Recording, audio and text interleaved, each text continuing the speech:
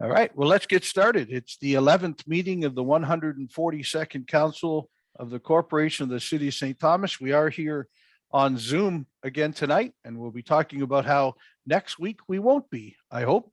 So let's start off with disclosures of interest from the members. Any disclosures of interest on tonight's agenda? Seeing none, we'll move on to minutes. Thank you, Your Worship. I have a motion that the minutes of the meetings held on March 21st, 2022 be confirmed. Peters. Moved by Councillor Peters, seconded by Councillor Herbert. Questions or comments on the minutes? Seeing none, all those in favor? Any opposed? That is carried. Next item. Council will now resolve itself into committee of the whole to deal with the following business. First committee this evening is Strategic Direction and Development. The first item relates to Homelessness Prevention Program implementation and the 2022 to 2023 investment plan. I have a motion that report SCSS 0422 relating to the Homelessness Prevention Program and the investment plan be received for information, and further the council approve entering into the multi-program Ontario transfer payment agreement as described in report SCSS 0422, and further the council approves the Homelessness Prevention Program 2022 to 2023 investment plan provided in the report, which outlines recommended spending by Homelessness Prevention Program service categories of $1,791,600 in provincial funding under the Homelessness Prevention Program for the period April 1st, 2022 to March 31st, 2023, and further that a bylaw be prepared authorizing the mayor and clerk to execute the multi-program Ontario transfer payment agreement. Moved by Councillor Baldwin-Sands, seconded by Councillor Clark. Great. Ms. Nielsen, it seems just like yesterday we had this report before us. I guess maybe I'd let you start off and tell us the differences, what's been added to this and what the changes are. So Danielle, please go ahead. Thank you, Your Worship, and good evening, Council. I can appreciate that it probably does feel like yesterday that we were here discussing the Chippy investment plan. And I do apologize for that. It was 3 weeks following that council meeting that we heard from the ministry that the Chippy program, as well as two other funding streams intended to support housing and homelessness, are being collapsed into one program, which is in front of you now, the Homelessness Prevention Program. Pardon me. The main changes for us are positive. One is that the Strong Community Rent Supplement Program is now considered base funding as part of HPP into perpetuity. So that provides wonderful stability for the people in our community that have been receiving that rent supplement program. In addition to that, the guidelines have been updated to provide service managers with more flexibility to ensure that their HPP investment is best matched to how they're seeing local need. We can appreciate that across Canadian communities, we're seeing similar challenges related to homelessness and housing instability. However, each community does have its own unique characteristics, and the guidelines now provide service managers with more flexibility. And lastly, there is an increase in investment of approximately $128,000. And in the recommendations, you'll see a recommendation that we create one permanent street outreach worker position in our community that can support the work of supporting people living unsheltered, as well as a new rent supplement program specifically earmarked towards reducing the number of people in our community experiencing chronic homelessness. Well, I like the changes. Come back in 3 weeks again if you've got similar changes to this. That's fantastic. Questions or comments from council? Councillor Reimel and then Councillor Peters. Sure. I just wanted to say that the reports, it's very good. It's very comprehensive. And there's so much of what you have to do is so prescriptive. There's so much documentation, that you have to meet. So it's not an easy thing being a service manager for such a large area. There's a lot of detail that you have to keep track of, and everyone does such a wonderful job. And sometimes it's a bit discouraging when you hear someone say, oh, we're not doing enough, or oh, we should do more. I don't know if there's a better way or some other ways to communicate to people all the great things that we do in the city. Thank you, Councillor Reimel. Councillor Peters, you were next. Thanks very much, Your Worship. A couple questions that I'd like to just leave with Danielle. They're largely in a general nature, but my first one would be, because we provide this service on behalf of the County of Elgin as well too, are we comfortable, confident? Have we consulted with the county to make sure that our colleagues in the county are satisfied with the direction that we're going? And B, you used an interesting word regarding the rent supplements, and it was in perpetuity. And that's a great thing to think of, but I also was flagged by page 12 of the report, which talked about future fiscal years.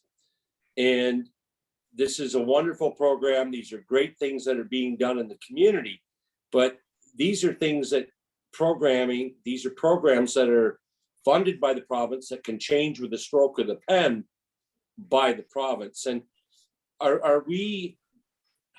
I'm just afraid that this is a backdoor form of potential future downloading to the municipality, that suddenly the province says in a future fiscal year, well, we're cutting back your funding by 20%, and then we end up looking like the bad individuals as a municipality or as a service provider, because we're going to have to make cuts to programs that weren't created by, we may have had a hand in the creation of them, but it's just one of these things that when I read page 12, future fiscal years, it jumps into my mind. So I appreciate any comments you may have in regards to the county or future fiscal years in perpetuity. Thank you.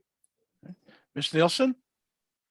Thank you, Your Worship, and through you to Councillor Peters, thank you very much for your questions. To speak to your question specifically related to our work with Elgin County as their service manager as well, I can tell you confidently that I'm in regular consultation with members of our county in all parts, specifically in the east and in the west, and that we have an excellent working relationship. I can also say that the investment we receive is not enough for all the work that needs to happen in our county, both in St. Thomas and in Elgin County, and that if there was an increase in invested dollars, certainly there could be more work done, and we have our work ahead of us, that's for sure. But I enjoy a very healthy working relationship with the service providers in our county, and do feel confident that we're working to do our best to meet their needs. In relation to your questions and comments related to rent subsidies, I appreciate you speaking specifically to the language of in perpetuity. What I can share with you is that the ministry has assured us that the funding investment we're receiving right now through HPP is base funding, and that increased investments may be anticipated into the future. We have not received any cautionary information related to a decreased investment in the future, although in fairness to your comments and likely to your experience as well, I suppose the future can't be fully predicted.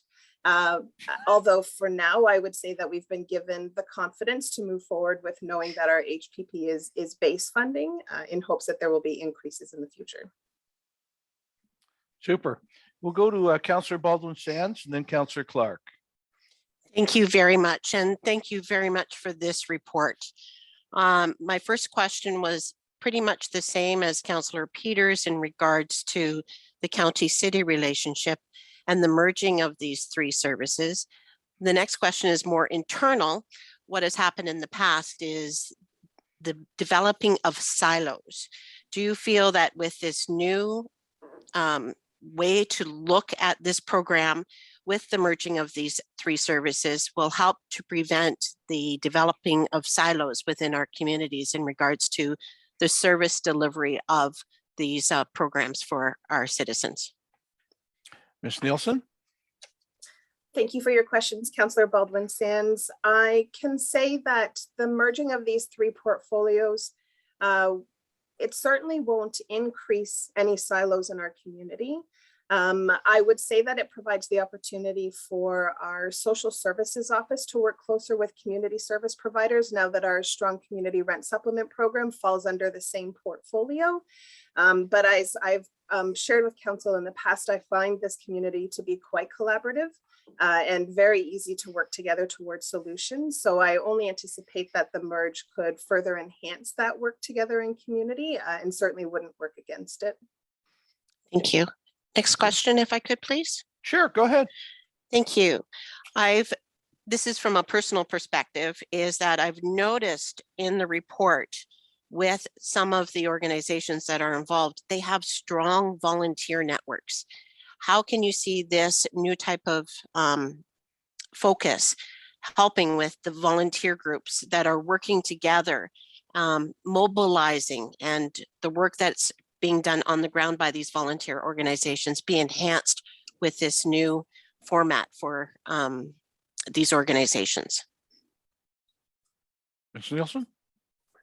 Thank you for your question. That's a great question. And one, Councillor Baldwin-Sands, if I might need to think on and provide you with a response moving forward. I agree, there's a tremendous amount of volunteer work and desire in our community to be part of the plan. This investment plan specifically speaks to the recipients of the funding.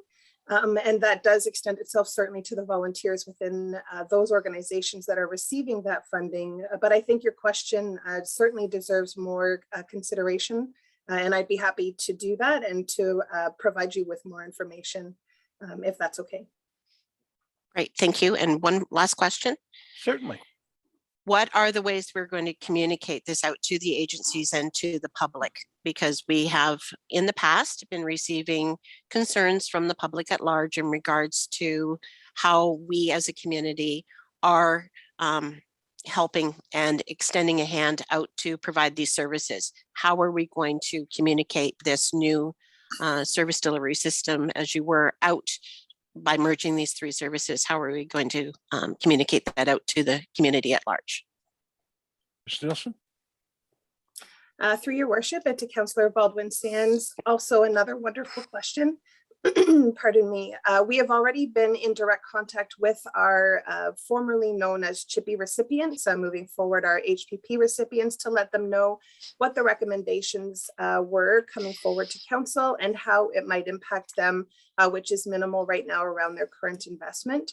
We also provide updates at a number of different community tables and have already started to share out the information related to this plan. And that will also happen at the Housing Stability Alliance Committee, which meets end of this month, which represents quite a large span of service providers across our community. And of course, the council report, now being a public document, is something that can also be shared so that members of our community are aware of how we're investing in housing and homelessness. Thank you again. And thank you again for this report. And thank you for all you do. Thank you. Thank you, Councillor. Councillor Clark? Thank you, Your Worship. Through you to Ms. Nielsen. I was just wondering if the collapsing of the three programs is going to decrease the amount of red tape that you and your staff have to go through to either prepare the report or to report back to the province your successes. Ms. Nielsen? Thank you for your question, Councillor Clark. I can say that that's always the hope. But unfortunately, until we get into the weeds of it, it would be hard for me to comment if in fact it will reduce the red tape. Thank you. Councillor Clark, supplementary? No. All right. Any other questions of Ms. Nielsen or on the report? Seeing none, all those in favor then? Any opposed? That's carried. Your worship, that concludes the items under this committee, unless there are any further items from the members. Seeing none. We'll now move into community engagement and services. There are no items on the agenda at this time, unless there are any items from the members. Councillor Peters. Thanks very much, Your Worship. I'm just following up on some back and forth emails that I've had with Chief Harridge, and I noted an email from him today, and I would appreciate a report back from staff regarding our CCTV cameras in the downtown core. You know, I think our police services have identified some gaps that may exist. And I think that I would really appreciate hearing back in a report as to any role that we potentially can play as ultimate funding advisors in addressing some of these gaps that may exist. So I'll just leave it. I don't need to get into specifics, but we know that Chief Harridge has some items on his radar screen, and would look forward to asking for a report back as to how we could potentially play a role as a council and as a city. Thanks, Your Worship. Thank you, Councillor Peters. Councillor Herbert. Thank you, Your Worship. I'm just going to follow up on Councillor Peters' comments about the report. We've all seen the report, but I don't think there's any questions that the installation of the downtown cameras has made things a lot easier for Chris and his staff, police department, to lay charges and do follow-ups. And as noted, I think St. Catharines and Princess certainly need a camera, because that's where the focus now is of all the new building and opening up and everything. So I think we really have to support that. And I think as a follow-up report from Chris Harridge to make sure that we get the wheels in motion to put a camera in, because it's really beneficial for his and it's beneficial for the people in St. Thomas. So anyway, just wanted to support those comments. So thank you. Thank you. Anything else under this area? Seeing none? Your worship, we now move into infrastructure and civic operations. First item relates to parking control on Britton Drive. I have a motion that report ES 2822 relating to parking control on Britton Drive be received for information, and further that council direct that a bylaw be prepared for its consideration to amend bylaw 45-89. Moved by Councillor Rimo, seconded by Councillor Wookie. Questions or comments on the report? Councillor Kohler. Thanks, Your Worship. I know in the recommendation, I think it's option 3, and I'd prefer to see the option 2 that has the no parking, because I think option 3 is basically status quo. If that happens, then the individual is still going to have the same problem, and especially in the wintertime, if you look at when the original request came through, if there's snowbanks on there, it'd still be very difficult with the one vehicle for emergency services to get through there. And streets are mostly, for traffic flow, not for parking. So that's what I prefer to see myself anyways. Thank you, Councillor Kohler. If I could ask our engineer, was there I see in here some consultation took place. Is this the favored response from them? Thanks, Mr. Mayor. I think there was the favored response from number 1 and number 5 would be to have no parking on the street because they have parking in their driveways. Right. But number 3 was in favor of having something. This option does switch the sides actually. So right now the tow truck parks out front of number 3, and we'd be putting them, on the other side of the lane. But it is true what Councillor Kohler says is that in general, yes, the lane is fairly narrow. It's 4.8 meters in total. Okay, so if we take the recommendation from the report, it's something we could look back at after next year's winter season. Absolutely, these kind of things you can change in and change out at your discretion. Okay, Councillor Kohler. Thanks. I guess just as the follow-up, we basically have a bylaw that states 5-hour parking on streets anyway. So we're going to basically make this now that the on-street is his driveway based on this. I won't support the recommendation as is if it goes forward as that. I'd still like to see the option 2, but we have to be careful, I guess, as we do this, because we'll have many requests coming forward. Mitchell has many houses on there that don't have driveways, and I guess some of them apply for on-street permits, but still I think it's not up to the city to provide parking on street for people, especially when it's causing issue for other residents. Yeah. Councillor Herbert. Thank you, Worship, through to Justin. But who actually would, if we make some changes, who actually does the enforcement? Is it the bylaw officer or the police department has to enforce any change in parking? Mr. Lawrence.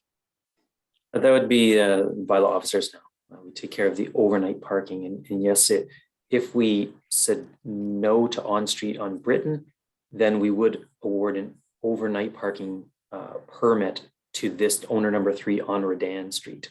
So it'd be shifting them out to Redan in theory, based on our current rules.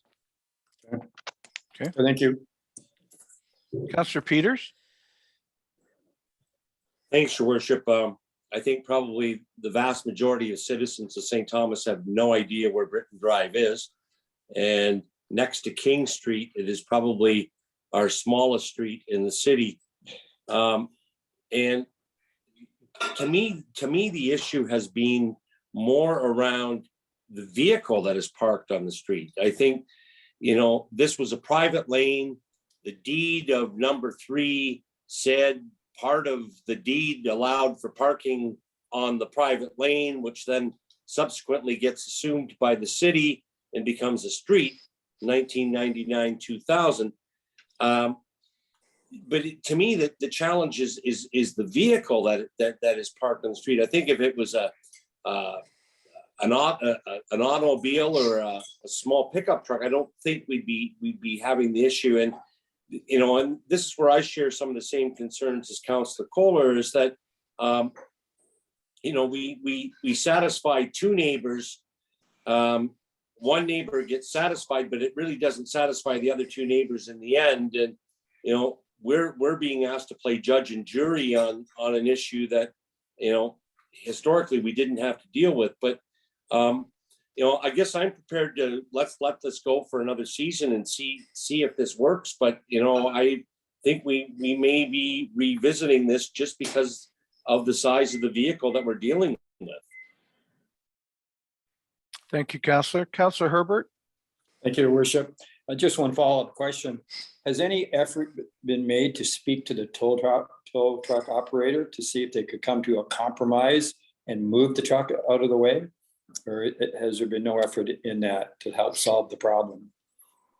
And I guess that's through to Justin. Yes, thank you. Yes, we did talk to number 3, and their preference is obviously to have parking on one side or the other. But it is true what the councillors are saying is that it's very tight, whether it's on one side or the other. And maybe I think what council is trying to get at, is it better in that case to have the on-street on Redan where there's a bit more width? Thank you. All right. What did, Mr. Lawrence, if I could just ask you, what did number 3 say about that option? She prepared to park over on Redan Street instead of parking on the very narrow street here? I believe it was just a preference to park on Britton. It's just a little bit closer, right? If you've got things to carry, I think it's probably, you can measure like 50 meters or something if you were out to Redan instead of 15 meters. So it's just a difference in walking. Do you believe we would be having the same complaint from residents on Redan? What is this truck now doing over here instead of on the street he lives on? I see Councillor Peters smiling, but that's what we get when we get to play Solomon here, right? As to what the result is. Mr. Lawrence?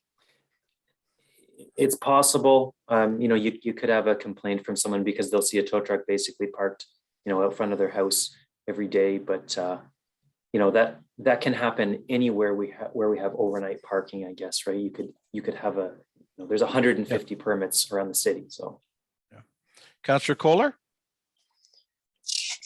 Thanks, Your Worship. I know people keep talking about us playing judge and jury here, but how about we just enforce our bylaw and every 5 hours he gets a ticket because he won't be parking it there then. So I guess my question would be to staff, if we enforce the bylaw and he came in and asked for an on-street permit for Britton Drive, would he be granted one?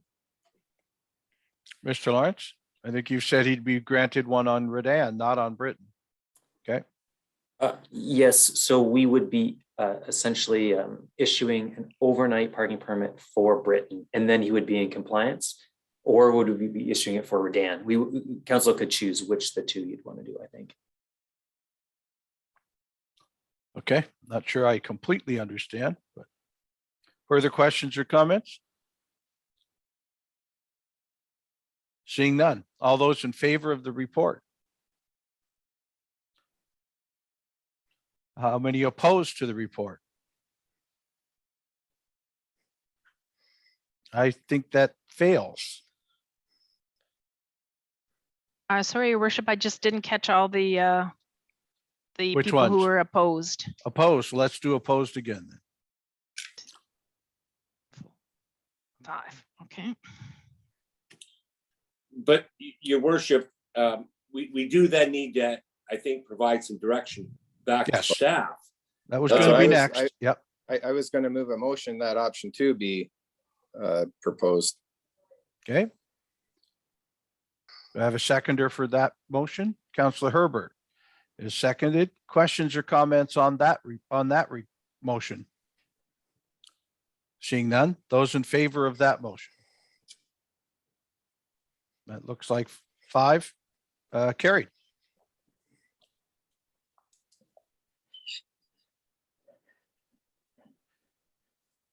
Next item.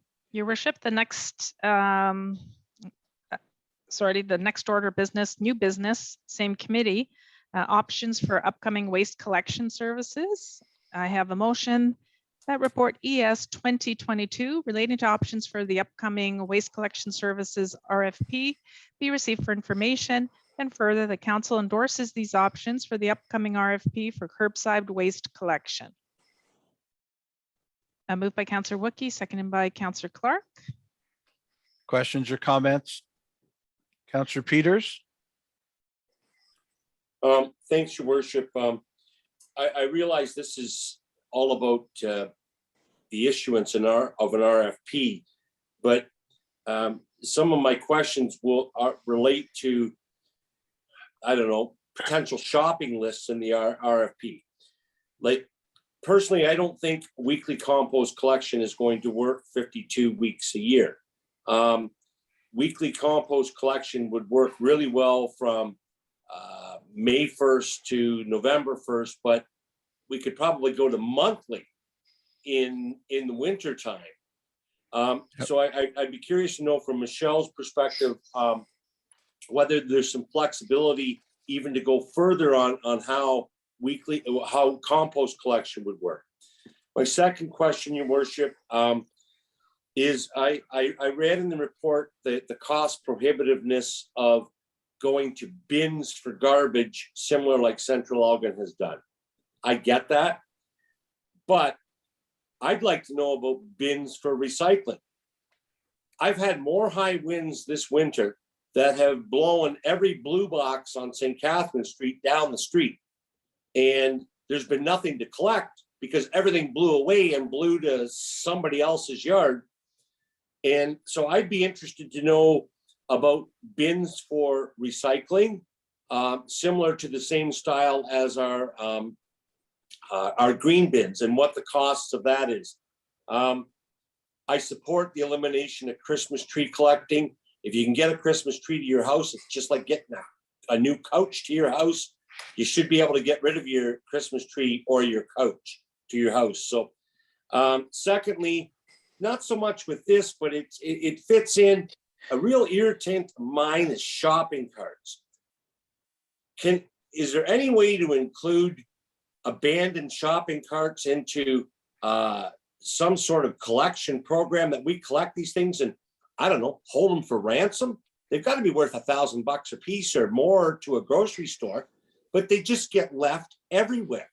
I witnessed city staff deal with at least 4, perhaps 5 of them on the Mackenzie Trail last Friday that were all empty. So it's a real irritant with mine.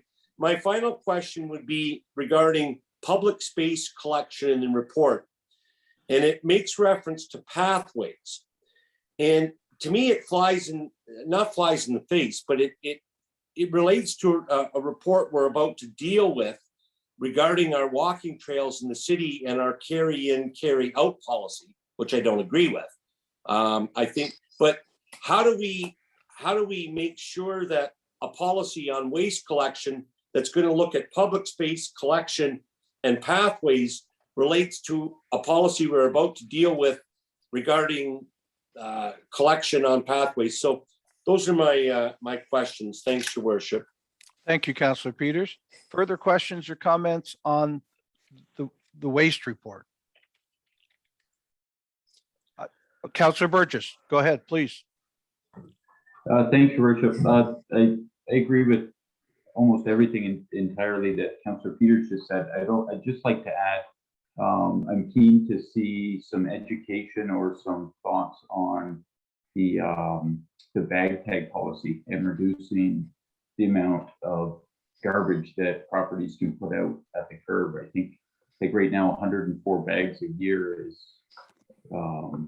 ridiculous in my mind. I think we should definitely lower that, or at least begin working on lowering that. Thank you. Thank you. Further questions or comments? I have one. Look, I love that this has come to us before it went out for RFP. And I thank Councillor Peters and Councillor Burgess and the rest for comments on the RFP, but we're missing the customer in this. It's the people of St. Thomas, I think we should be asking some of these questions of before we finalize any RFP, or what would normally happen is the RFP would come to this council and then we might. Look, there's a number of fairly big changes. Councillor Peters, you talked about maybe no Christmas tree pickup. You talked about the green bin being needed about half the year, but maybe more often in those times. Councillor Burgess, you just talked about, is it one bag or two from a limit point of view? And do we use a bag tank system for that? Well, those are three pretty big questions, I think, to be asking the people of St. Thomas. And I'd love to at least use maybe the home show or some other survey method of trying to get that type of answer back. It's too often, look, and we're all smart, but we're not everybody. And I think asking the questions of everybody else makes a pretty good difference before we take it out to RFP, so we can ask in the RFP, here's exactly what the people have told us they would like or could live with or would make a better environmental footprint for St. Thomas. Councillor Kohler and then Councillor Baldwin-Sands. Thanks, Your Worship. Just a comment, because basically Councillor Peters said mostly everything that I'd wanted to say too, but I really love your idea to get that, because I think through everything in here that staff has proposed, that I think a mixture of everything that's in there, and the comment about the compost that Councillor Peters says, it's absolutely right. Through the summertime, once a week probably isn't enough, but in the winter time, we certainly don't need it every week. But I think everything that's there, and like you said, Your Worship, I think this is great that this is coming forward at this time. And certainly there's a mix in there. I agree. If I can get my Christmas tree here, I can take it to the goat farm just as easy as bringing it here. So I agree with that. And I think there's a great mix with some of the stuff that's been proposed. And the home show, I think, would be a great feeler for that. I think it's one of the spots. Councillor Baldwin-Sands. Thank you. I would like to thank Councillor Peters and Councillor Burgess for their comments. I think that they are very reflective of the comments that I had, but I also think, I know that we do an exceptional job of recycling in this community, and the curbside delivery and our diversion rates are incredibly well recognized. But with Friday, April the 22nd being Earth Day, I know that there are ways to do better. And you, Your Worship, I think brought up the best idea. How do we get out and have public consultations, coming back with some really great ideas? And I really admire the citizens and the way that they want to do better for our community, especially in the areas of recycling. And I applaud that idea. And I think that it's something that we should look at doing, not just at the home show, but using our Facebook page, using your opportunities when you have your blog out with the public as well, that finding out ways that we can do better for recycling in this community. Thank you, Councillor Baldwin-Sands. Councillor Clark. Thank you. Yeah, I agree with the whole conversation. I was just going to add that if the goal of I think we just have to be clear on whether we're trying to achieve two or three things here. Is the waste diversion and upping those rates, is that our goal? our main goal, then we just have to be cognizant that we may be paying more for that because that's what we have to do for that. And also, I just think we need to hear a little bit from the experts in terms of, we don't want to do something that we think is going to be a diversion and then it backfires because it was what we wanted, or it was what the people wanted, but it actually doesn't divert more. So I think we just have to be cognizant of we're doing great, but what are some other cities doing? What are their practices? And so if we could do a little bit of that research as we're preparing for the proposal, then we'll get maybe some tried and true programs that are already working, and we don't have to reinvent things. Thank you. Thank you, Councillor Clark. Councillor Peters, is your hand back up? Yeah, yes, it is, Your Worship. Thanks.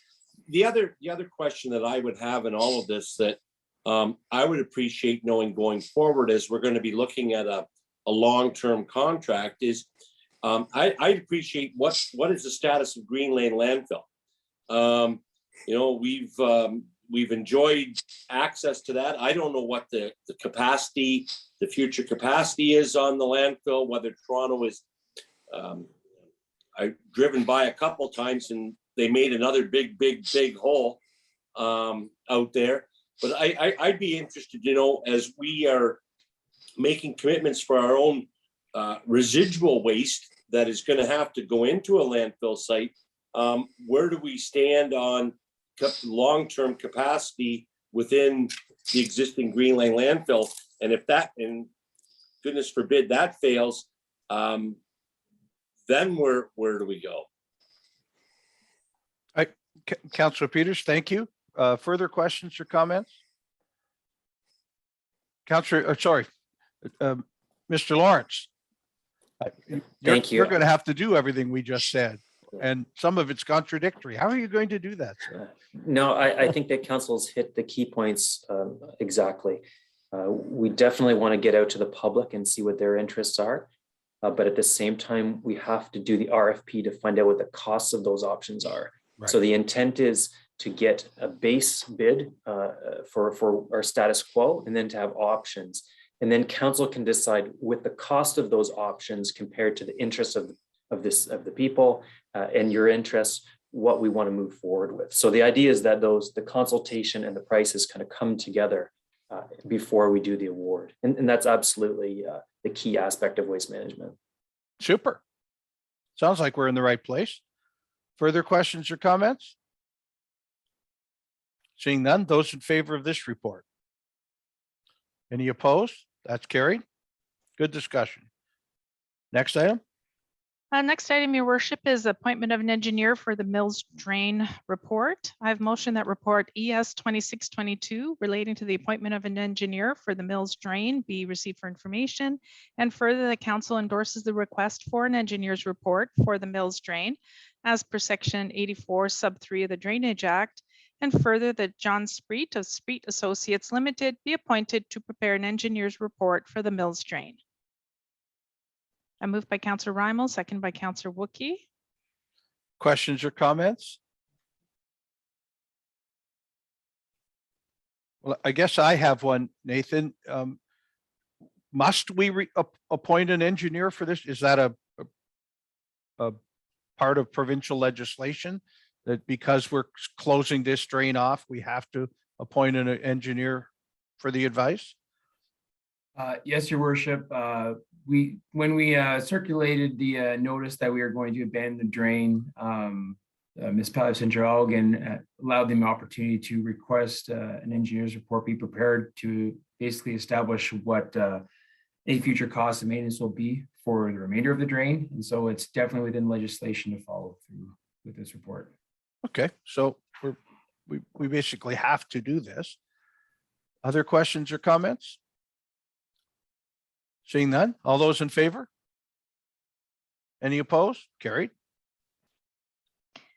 Next item, Your Worship, relates to off-street recreational trails maintenance standard. I have a motion that report PR 0422 related to the off-street recreational trails maintenance standard be received for information. Moved by Counselor Kohler, seconded by Counselor Herbert. Questions or comments? Counselor Peters and then Counselor Clark. Thanks very much, Your Worship. I think the trails are one of the showpiece items in St. Thomas, and that it's something that previous councils and the current council and staff, everyone involved can be really proud of. I still come back to our carry in, carry out waste policy. You know, we utilize parts of this trail. I see the garbage strewn about.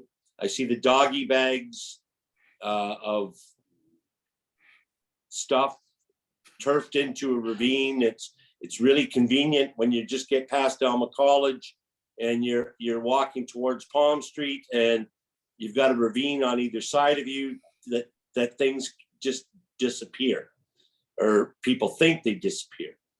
But I'm just not convinced our carry in, carry out policy works. And if there was a compromise to be found, to me, it would be having waste receptacles at strategic points, let's say on the north-south Mackenzie Rail Trail, at Wellington Street and the trail, or at Talbot Street and the trail, or at the end of the trail out behind me at Canes and the trail. I just don't believe our carry in, carry out policy is working. I'll leave it at that. Thanks. Further questions or comments? Counselor Wookie. Thanks, Your Worship. I feel like the exact opposite way of Counselor Peters, just for perspective. If we start having garbage cans along a trail, it's going to be filled with dog poo that I can easily just carry home and put in my green bin. And those cans are very heavy, stinky, and then garbage that's put in there, the raccoons will remove from there. So my belief is simply the exact opposite of that situation. Perhaps we're both right and both wrong in certain ways. Thank you. Well, I'm the wrong one here because I didn't say Counselor Clark after Counselor Peters. Sorry, Gary, you're up.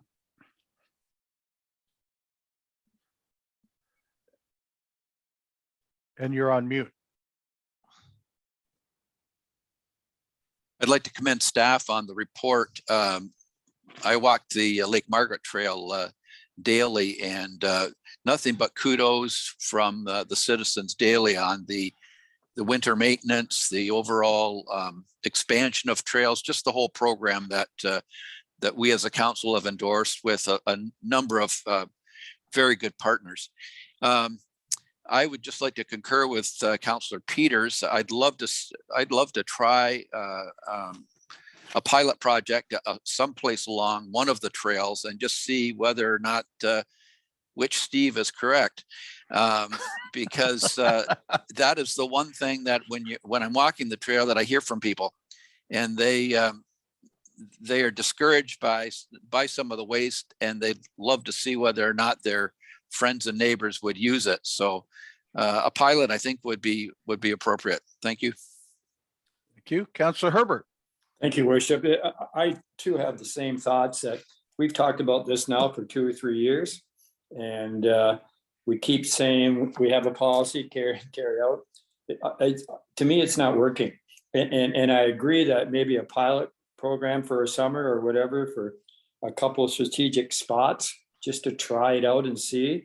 It's not, when you ride your bikes down there, you see the stuff everywhere. And if people can be more responsible with throwing stuff in the cans, I think it's worth an effort to at least try and get a report back that it's made no difference, or the cans are full and it seems to be working. But anyway, Councillor Clark, I like this idea of a pilot program just to try it out, so we don't have to debate it all the time and not have made the effort to try it.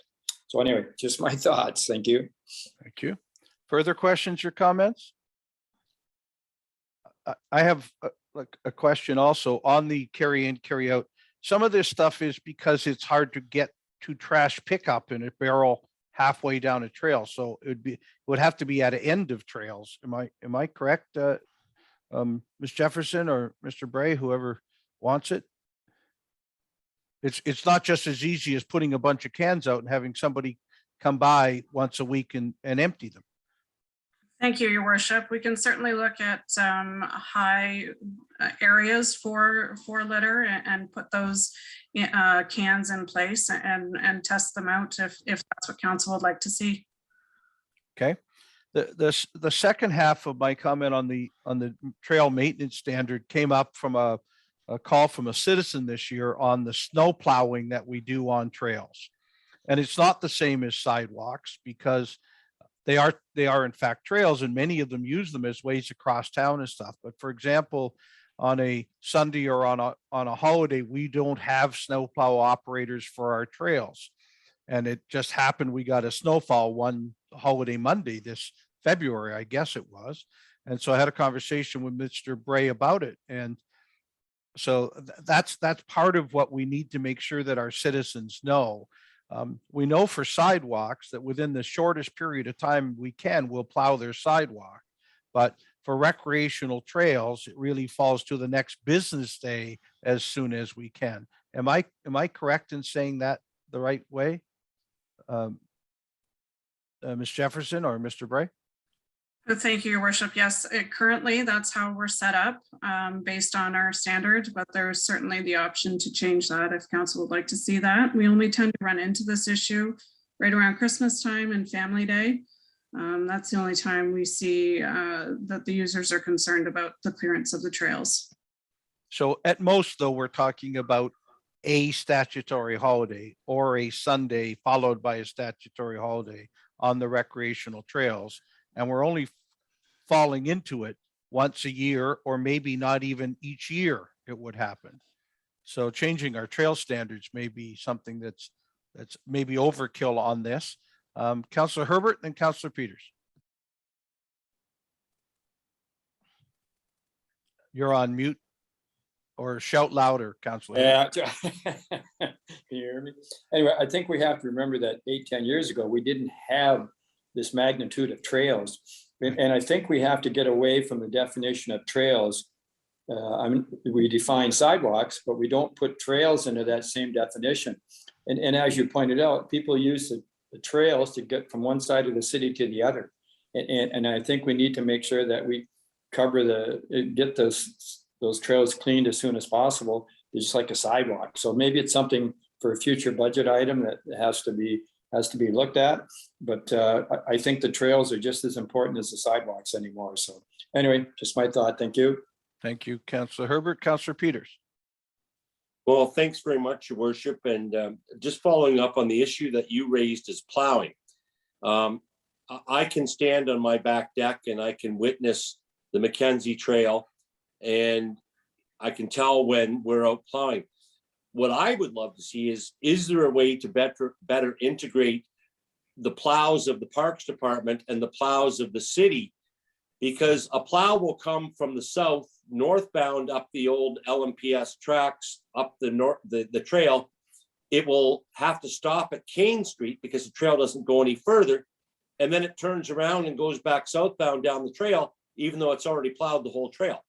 And I would like to know, is there a way that our systems, as we, hopefully are done with winter right now, that we can integrate some of the works that our park, some of the equipment that our Parks Department has, and some of the equipment that our engineering has, so that when and I don't know whether it has something to do with width or what, but to me, if you get to the end of the trail at Kane Street, well, why can't you turn right and then go do John Street with the same plow instead of going back? So anyway, it's an observation, and it may not even be feasible because of the lack of compatibility of equipment, but you raise the issue of plowing, and it's one that I note regularly. All right. Well, thank you. And that's really was my point. Maybe there's a way we can do just a little bit more with each other, or we just can't, but let's make sure we're talking to each other about the trail standards. I'm happy with what was reported here today. Councillor Clark. Thanks, Your Worship. I was just wanted to inquire with regard to walkways, like whose jurisdiction are walkways where, you know, and I had a phone call and I've asked them to just deal with it through customer service, but it raised a good point when we're talking about pathways and winter service and things. So for example, between the doctor's offices on Elm Street, walking through to Coyne Street was where the problem was. Who looks after those kind of walkways between subdivisions in terms of not just winter maintenance, but more ongoing maintenance? Is it, I'm assuming it's environmental services. And if so, how do they work into our 5 or 10 year plans? Thank you. I'll go to Mr. Lawrence and see if he has that answer. That's correct. Generally, a city sidewalk plow would follow a sidewalk and then go through the sidewalk that cuts through to the next street. But I do accept your point, obviously, that we should integrate the fleets as best possible. And we'll certainly talk about that over before the next winter season. In terms of capital replacement, we generally throw them in with the streets themselves that are being rebuilt. So when the street comes through, we can, like when we did Fairview, we threw in one side path into that. If it doesn't come up as part of either of the 2 streets adjacent to it, then we would throw it in by itself as part of the sidewalk program. Great, thank you for that. Further questions or comments on this report? Seeing none, all those in favor? Any opposed? Carried. Your worship, no further items under this committee unless there are any Right. further items. No. I've got 2 hands. So Councillor Baldwin Sands followed by Councillor Wookie. Thank you very much. My question, it seems as though we have a bit of a theme going on tonight, even though people might not be thinking of it because of the weather. We are approaching spring cleaning for homeowners. Yep. And my attention, if I could, to the director, talk a little bit about the Community Recycling Center and some of the enhancements that we've had out there, answering some community citizen questions in regards to what happens at the Community Recycling Center. And my first one, he answered very well by email, but I'll ask again. Textiles that are taken to Community Recycling Center. Do they take them? Is there a cost? And then what happens to them? To you, to the Mr. director Lawrence? on the first one, please. Okay. Mr. Lawrence? You'll have to remind me what my answer was. I looked it up. Do we take them? I'm not sure. Yes, we take them, There we and go. it was for free, and they are recycled and taken to picked up by a company in London who uses them for, if I understand correctly, car seats and other recyclable. Some are shredded and reused, which received a lot of applause when I sent that Yeah. message back. The second was styrofoam. Do you remember what you said I about do, styrofoam and what I do. happens to it? Yes. I Tell us remember about that one. styrofoam. Tell us, Yeah. please. Yes, so we have a partnership with a small contractor who receives the styrofoam. Think of like how you would receive a TV with big pieces of Right. styrofoam. And he condenses them into small, dense bricks of styrofoam and then sells them back to the companies. And it's remarkable how small he can make massive amounts of styrofoam, but they get recycled and used again. Thank Well, you. great. If I can continue. Sure. Just talk about some of the other items that are used at the Community Recycling Center that citizens can for free of charge. I know some items are do have a cost associated with them by the weigh scale, but if the director could just quickly chat about some of the other items that are available for community members to drop off at our Community Recycling Center at no charge, such as household hazardous waste, waste electronics, etc. Could he please inform the public on that? Well, sure. Yeah. So recycling, of course, can be dropped off. So containers or paper is a big one. People may have overflow and they want to bring it back. But the haz waste is, it's probably the one of the most important ones. And people with extra paints and solvents and things like that, no matter what it is, you bring it in. It's a drive-through service. You basically get it taken right out of your trunk and then it's sorted and then put in the appropriate place by the city eventually. There's also biohazard waste that can be dropped off. And then there's used oil as well that can be dropped off. Apart from that, there's any kind of grass clippings or trees or green things that are more than what your green bin can hold. You can take them there. There is a minimum charge that council approved that we'll be developing for that. Very good. Thank you very much. Thank you. I had Councillor Wookie next. Thank you very much, Your Worship. I'd like to give a little bit of an update on the Public Art Committee, if I could, for a few minutes, because some interesting things have been happening.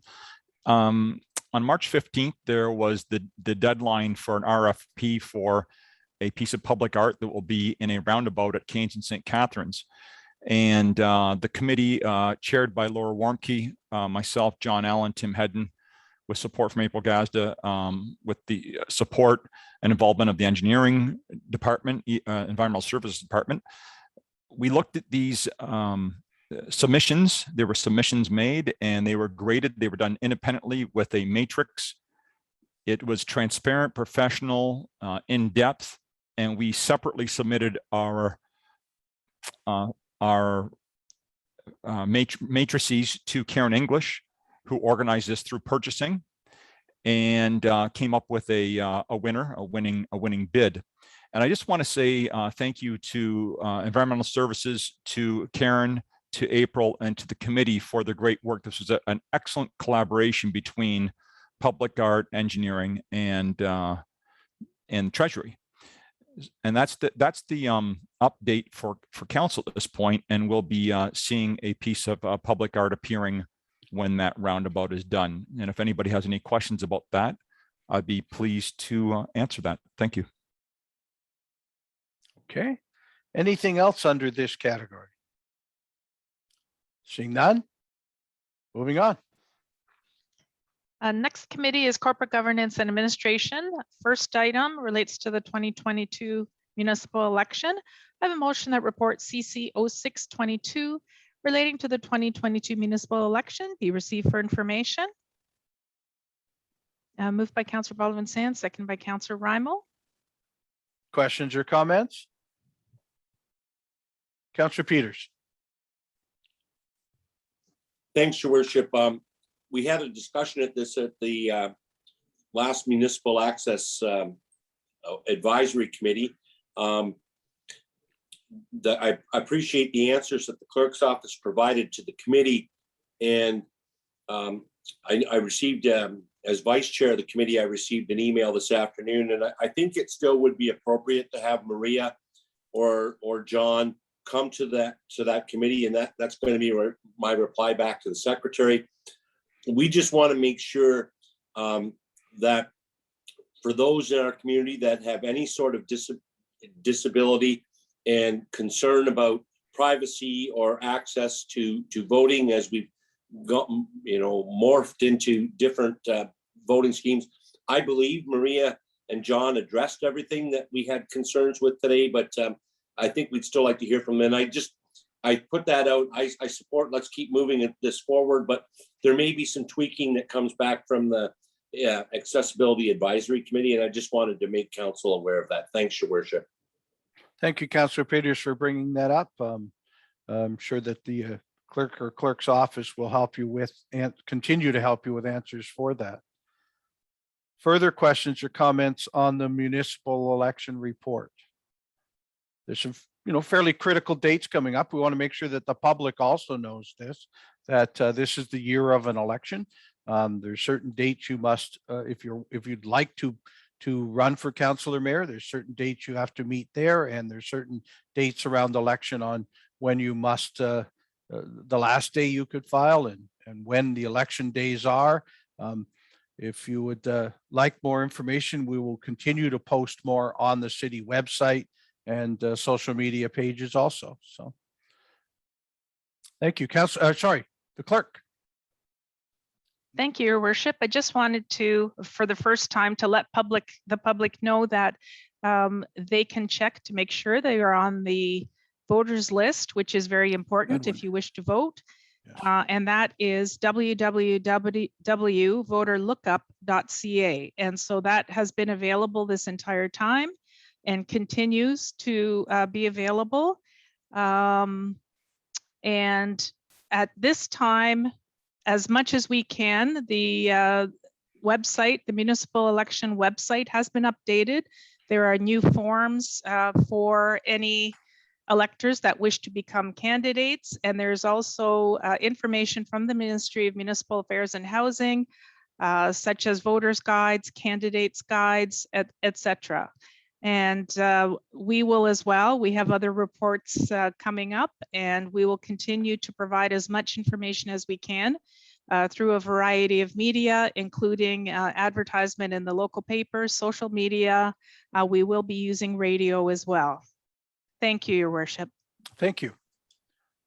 Further questions on this report? Seeing none, all those in favor? Any opposed? That's carried. Anything else under, Madam Clerk, you are on mute. There you go. Now. it's up Sorry, to Your you to Worship. talk. Yeah. The next item under corporate governance administration relates to corporate policy HR 1006 relating to proof of COVID-19 vaccination policy and procedure. I have a motion that report HR 0222 relating to the policy, vaccination policy, be received for information, and further the council approves the recommendation that corporate policy HR 1006 proof of COVID-19 vaccination policy and procedure be rescinded as of April the 5th, 2022. I moved by Councillor Clark, seconded by Councillor Wookie. Questions or comments? Councillor Peters? Recorded vote, please, Your Worship. Certainly. Any other comments before the vote? Seeing none? I'm sorry, Councillor Reimel. I was just wondering if Ms. Schultz could just do a review for the public as to what we're actually voting on. Certainly. Madam Schultz? Thank you, Your Worship. Just briefly, the city had put a proof of vaccination policy in place November 1st of 2021, and that was in response to recommendations not only through the province, but also through the health unit. At this time, as you know, the province has rescinded a number of those recommendations with respect to proof of vaccination, as well as any of the directives that they had put in place. So at this time, you are voting on rescinding the corporate policy only. There will still be policies in place at Valley View Home, and of course, the St. Thomas Police Service has their own policy. So that's strictly what you're voting on at this time. Thank you very much. Did that answer your question, Councillor Reimel? That was fine. Thank you very much. Councillor Herbert? You're on mute. Now your camera's off.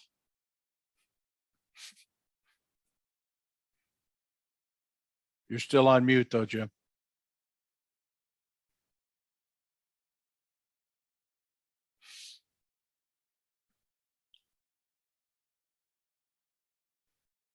Well, I don't have a way to help you anymore. We can't hear you, Jim, and nor can we see you.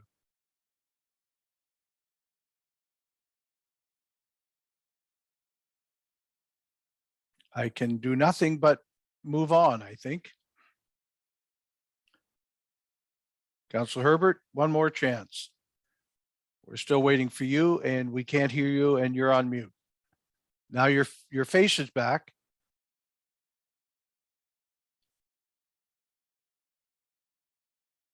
So I searched Am I my whole, back?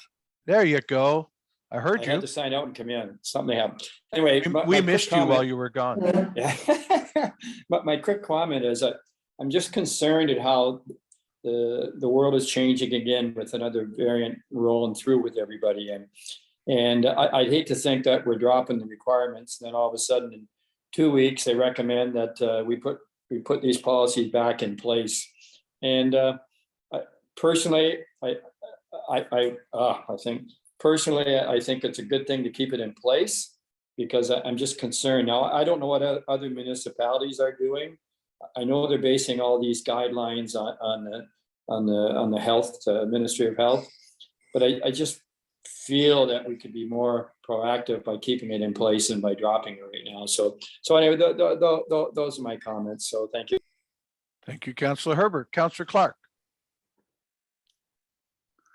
Thanks. I'd like to speak in favor of the motion. I think it's been our philosophy and our policies have been dictated by following whatever the medical advice has been through Southwest Health and the province. And so I think this policy that we're looking at rescinding tonight just is consistent with that.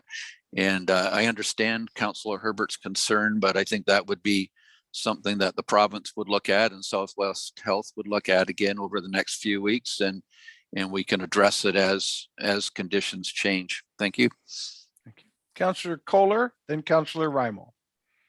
Thanks, Your Worship. I too support the report, but I do have a question to Sandra, because I know WSIB, COVID was a WSIB funded thing. So if somebody got COVID and they could prove it was through the workplace, that they would actually get WSIB for that. Do we know if that has been rescinded now? You know, in doing this, what happens if we have a outbreak? I just wasn't aware if this is no longer a WSIB matter. Ms. Schultz, can you help us with the WSIB part? I sure can. And through you to Councillor Kohler. As with any occupational disease, it would be reported to WSIB. WSIB may or may not approve that. That has been no different throughout the entire pandemic. So that would not change, but it does need to be linked to the workplace. Thank you. Councillor Kohler, further question? Yeah, just in follow-up, I think that's something that we need to take a look at, because if 3 or 4 employees end up getting it, but if all of a sudden 40, 50, 60 start getting it, it's a little easier to say that I probably contracted it in the workplace. So we might have to keep an eye on that. Okay. Councillor Rymal, you were next. Yeah, I just wanted to say that I do certainly support the recommendation, and that we, you know, as a council, we're not the experts in the medical field. And so I certainly do support what the health unit is saying, and also directives from the province. Okay, thank you, Councillor Rymal. Councillor Baldwin-Sands, did I see your hand up, or was that? Yes, it was, but my answer was provided by another councillor. Super. Thank you very much. Sorry, I didn't want to miss you. Further questions or comments? Seeing none, we've recorded vote been asked for. Madam Clerk. Thank you. Councillor Baldwin-Sands, Yes. Councillor Burgess, Yes. Councillor Clark, Yes. Councillor Herbert, I'll say yes. Councillor Kohler, Yes. Councillor Peters, Yes. Councillor Rymal, Yes. Councillor Wookie, Yes. Your Worship. Yes. Your Worship, the motion is passed. Great. Next item. Your Worship, no further items on the agenda unless there are any items from the members. Seeing none. At this time, council will reconvene into regular session, and I have a motion that the recommendations, directions, and actions of council and committee of the whole, as recorded in the minutes of this date, be confirmed, ratified, and adopted. Moved by Councillor Herbert, seconded by Councillor Burgess. Questions or comments? Seeing none, all those in favor? Are there any opposed? That's carried. We now move into reports of committees. The one and only report this evening relates to Mural and publicly accessible art program. I have a motion that report EDC 0122 relating to murals and public art be received for information, and further the City Council authorized the St. Thomas Economic Development Corporation to act as applicant for the heritage alteration permit and for the submission to the Public Art Committee, along with any associated documents for the west-facing wall at 614 Talbot Street, and further that all costs associated with the project be funded by the St. Thomas Economic Development Corporation and relevant community partners. Moved by Councillor Rymal, seconded by Councillor Kohler. Questions or comments? Councillor Peters. Thanks very much, Your Worship. Supportive of this. I think it's an outstanding wall. that can be utilized. And I just will leave it in the committee's good hands, and I hope that our Councillor Wookie's committee may have a role to play in all this, that this is something that's going to be really popular with the citizens. My question is, what's the status of the mural proposed on the elevated park? Ms. Pickersgill, I see you here tonight with us. Would you like to help with that one? Yeah, I certainly can. So last year, the artist was supposed to complete that mural, but he was in a car accident, unfortunately, and broke a lot of bones, including ribs and various other, pieces of himself, unfortunately. So he could not paint it last year. Now, we are happy to report he's healed up, and we have contracted him in writing to start on July 6th. So stay tuned. Excellent. Councillor Wookie. Thank you very much, Your Worship. I'm just, I love this idea, and I'm just a little concerned about what might happen if that lot in front of it gets developed and now we will no longer be able to see the murals from a certain angle.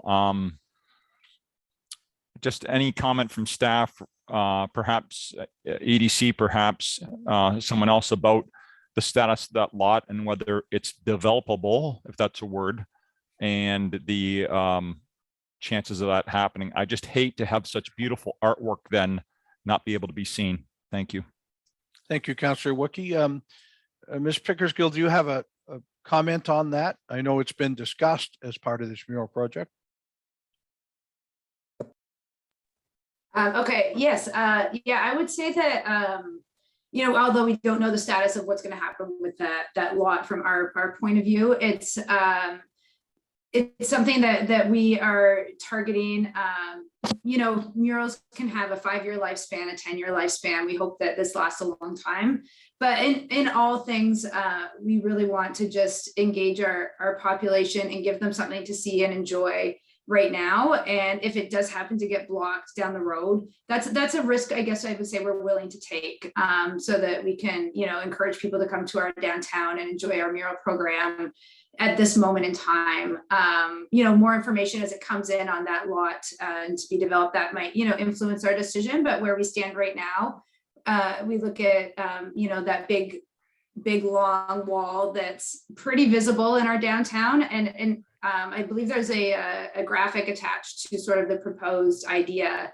And it would also be a part of our Track to the Future Mural Festival, the creation of this wall. So it has a bit more, instead of the final product, which we do hope will be there for people to see and enjoy for many years to come, the creation of the murals as well is a big part of the process that we're going to be showcasing to the public as, almost like a performance art in July. So we really hope that, that being a key downtown location around the tourism office and the Whistle Stop Trail, that this is a really good spot to sort of congregate people and have them enjoy public art together. Thank you. Further questions or comments? Seeing none, all those in favor? Any opposed? That's carried. No further reports, Your Worship. Under reports of committees, we now move into petitions and communications. There is one communication this evening relating to a proclamation, flag raising, and jumbo lighting for Elgin County Pride 2022. I have a motion that the Council of the City of St. Thomas proclaim August 8th to 14th, 2022 as Pride Week in the City of St. Thomas, and further that the Pride flag be flown at City Hall from August 8th to 14th, 2022, and further that a flag raising ceremony be held at City Hall on August 8th, 2022, and further that the jumbo monument be lit in rainbow colors from August 8th to 14th, 2022. Moved by Councillor Baldwin Sands, seconded by Councillor Clark. Questions or comments? Seeing none, all those in favor? Any opposed? It's carried. Your Worship, no further items under petitions and communications unless there are any matters from the members. See none. We'll move into unfinished business. None on the agenda unless there are any items from the members. Seeing none, your worship, we'll move into new business. Also no items unless there are any items from the members. And seeing none, we'll now move into bylaws. I have a motion that leave be granted to bring in the bylaws. Moved by Councillor Peters, seconded by Councillor Wookie. Questions or comments? Seeing none, all those in favor? Any opposed? Carried. I have a motion by Councillor Peters, seconded by Councillor Wookie, that the bylaws be now read a first time, referred to council and committee of the whole, and read a second time. Questions or comments? Seeing none, all those in favor? Any opposed? That's carried.